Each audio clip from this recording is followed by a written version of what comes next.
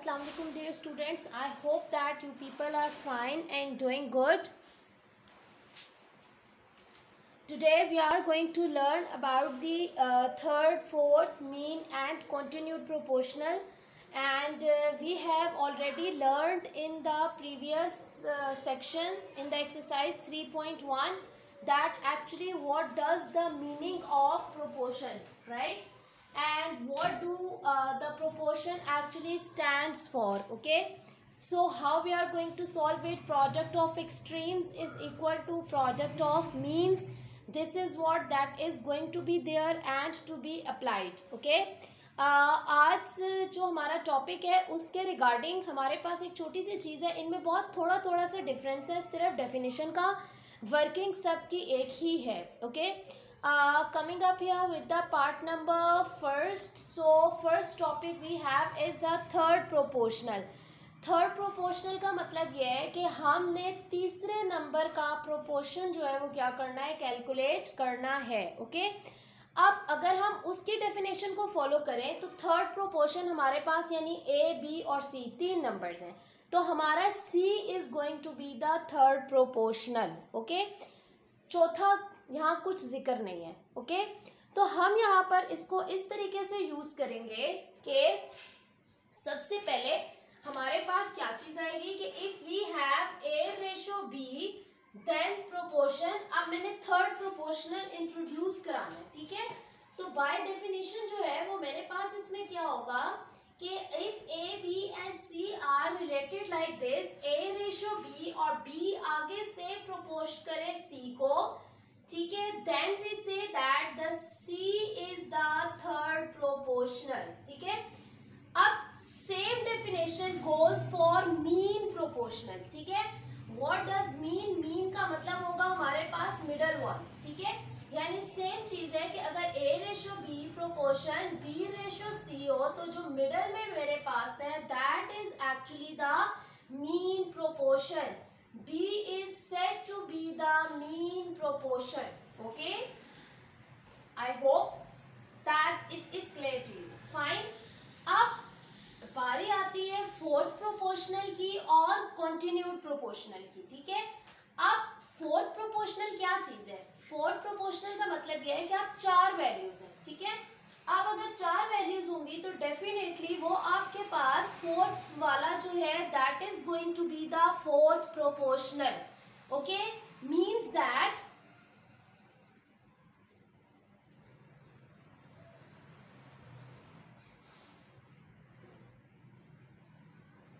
okay, means that if I am going to have that is A ratio B proportion C ratio D, then D is actually called the fourth proportional.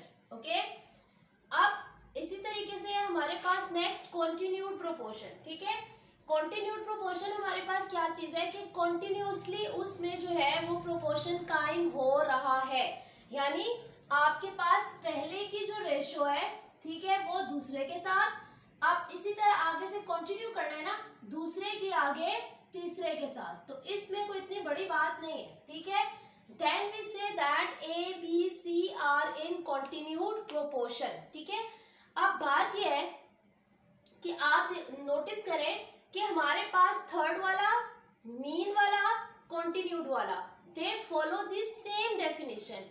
सिर्फ हमारे पास एक fourth proportional change है और वो भी हमारे पास उसमें ये आता है कि if a ratio B proportion c ratio d, तो चौथे वाला यानी थर्ड प्रोपोर्शनल में क्या है, ए, बी, बी और सी, सी थर्ड नंबर वाला प्रोपोर्शन है. मीन का मतलब मिडल प्रोपोर्शन मैंने निकालना है. फोर्थ प्रोपोर्शनल का मतलब ये है कि चार होंगे, चारों में से आखिरी वाला. और कंटिन्यूड प्रोपोर्शन मेरे पास क्या है कि पहले का दूसरे से प्रोपोर्शन और दूसरे का फिर आगे तीसरे से प्रोपोर्शन. ओके, क्वेश्चंस का जो सोल्यूशन है that is exactly what that we have already learned in the previous questions. ठीक है, जो हमने एक्सरसाइज 3.1 में पढ़े थे, procedure is exactly like the same ones. ठीक है, अब जैसे हमारे पास देखिए पहला है find a third proportional to 6 and 12. तो जाहिर है अब मुझे जो क्वेश्चन दिया गया है 6 और 12 है, हम ये करते हैं कि लेट इसका जो थर्ड प्रोपोर्शनल है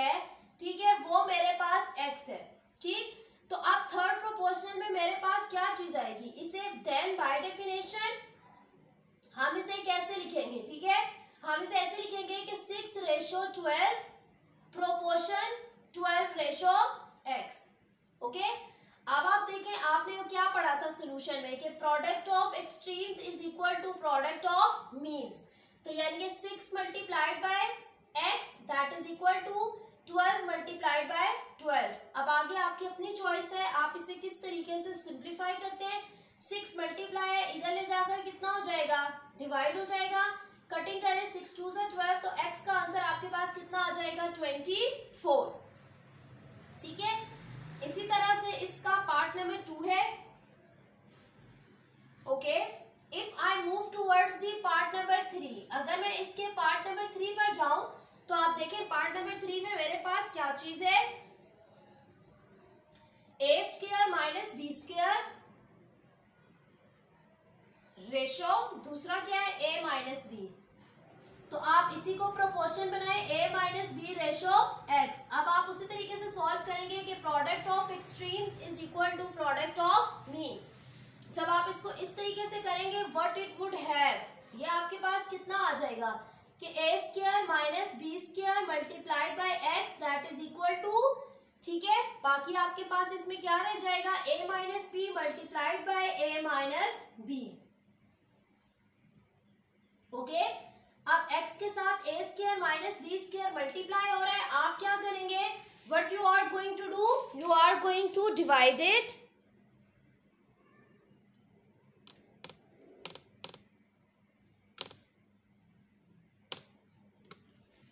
then I am going to divide it. तो आपके पास देखें यहां से क्या सोल्यूशन आएगा, x is equal to a minus b multiplied by a minus b divided by a² minus b²।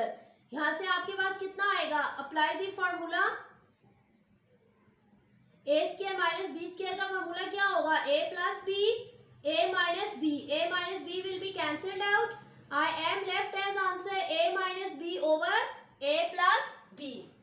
Okay, next है हमारे पास part number 4। Part number 4 is again on the same lines.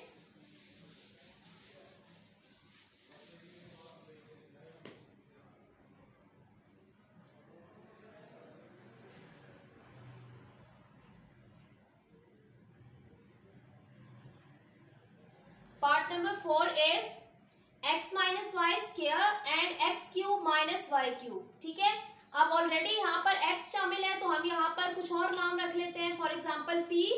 तो हम कह देते हैं कि let p be third proportional. अब आप देखें, जब हम इसको इस तरीके से नाम देंगे तो अब हम इसे कैसे करेंगे, हम सिंपल इसको सॉल्व करेंगे। सिंपली सॉल्व करने में मेरे पास क्या आ जाएगा, इसको प्रोपोर्शन की डेफिनेशन में लिखे तो ये आएगा x माइनस वाई का whole square then ratio x cube minus y cube proportion x cube minus y cube ratio p। ठीक है, अब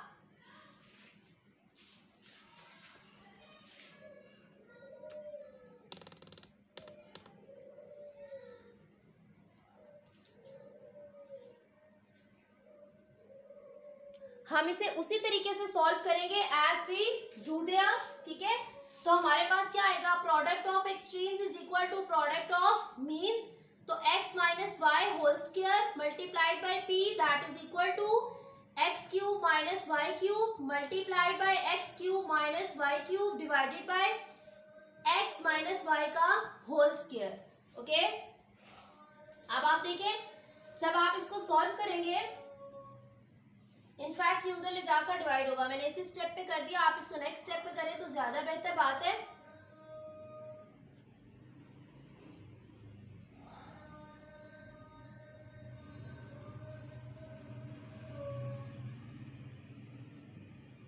अब आप इसका फार्मूला ओपन कर लें, तो इसका फार्मूला क्या होगा आपके पास, x minus y multiplied by x क्या plus x y plus y का स्क्वायर, इसमें भी x minus y x square plus x y plus y का स्क्वायर डिवाइडेड बाय, फिर क्या आएगा एक्स माइनस वाई का होल स्क्वायर। ये एक और ये दोनों इससे कट जाएंगे, बाकी आपके पास p is equal to x square plus x y plus y square का होल स्क्वायर जो है वो क्या होगा, that is going to be the answer for it. Okay okay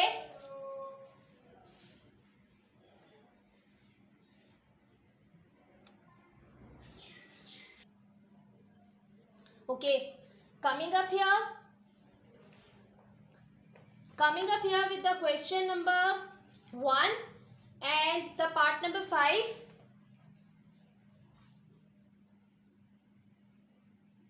We have is x plus y whole square. अब इसको भी हमने थर्ड प्रोपोर्शन निकालना है, so what we will write, x plus y whole square ratio x square minus xy minus 2y square proportion x square minus xy minus 2y square proportion p. सबसे पहले हम assume कर लेंगे कि let p be third proportional. Now what is going to be the multiply both sides? तो product of extremes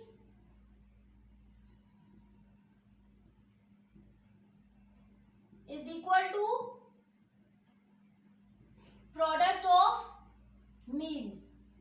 Then I am going to have p multiplied by x plus y whole square, that is equal to x square minus xy minus 2y square multiplied by x square minus xy minus 2y square. Or in other words, you can write it x square. अब इसको open कर लें तो x square minus x y minus 2y का आप इसे whole square लिख सकते हैं।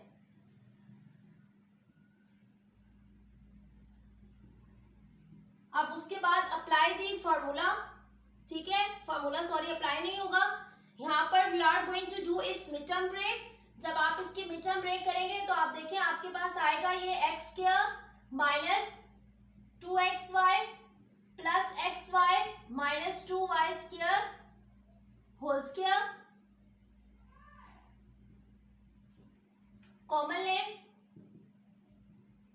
x कॉमन लिया तो इनसाइड आपके पास कितना आ जाएगा,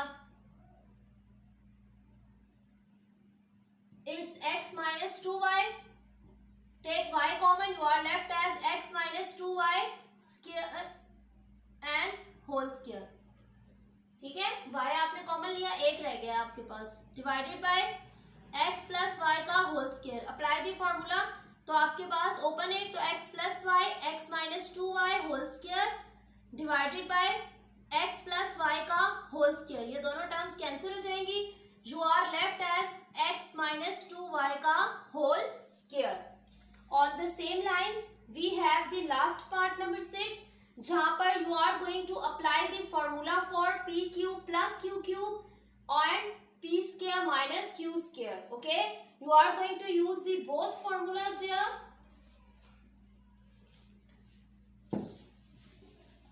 तो उसमें भी x y शामिल है तो हम लिख लेंगे let p be the third proportional.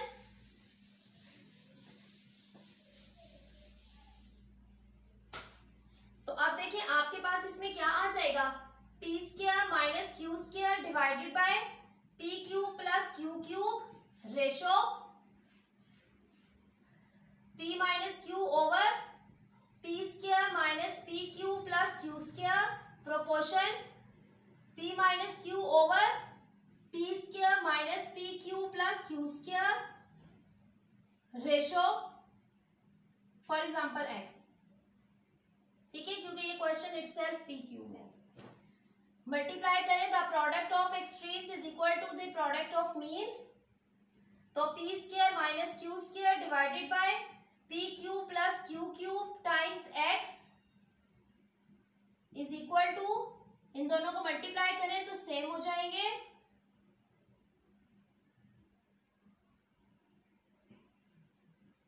Now use it. ये इधर मल्टीप्लाई है, उस तरफ ले जाकर डिवाइड हो जाएगा, यानी उल्टा हो जाएगा, ये भी square divided bye T square minus P Q plus Q square multiplied bye, अब ये देखिए यहाँ पर ये डिवाइड में, ऊपर जो मल्टीप्लाई हो जाएगा डिवाइडेड बाय, यहाँ ये मल्टीप्लाई है दूसरी तरफ ले जाकर डिवाइड हो जाएगा।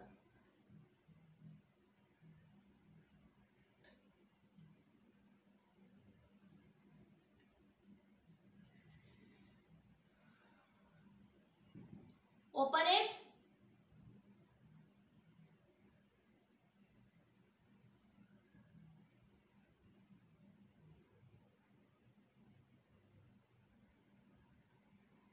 apply the formula,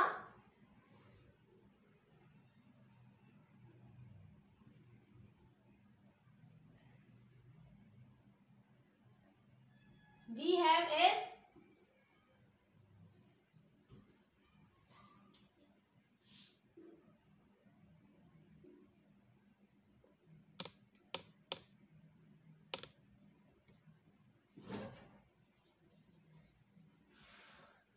pq plus q cube, p plus q, p square minus pq plus q का square divided by p square minus q square का फॉर्मूला क्या होगा, p minus q and p plus q, इन दोनों को multiply cancel करें,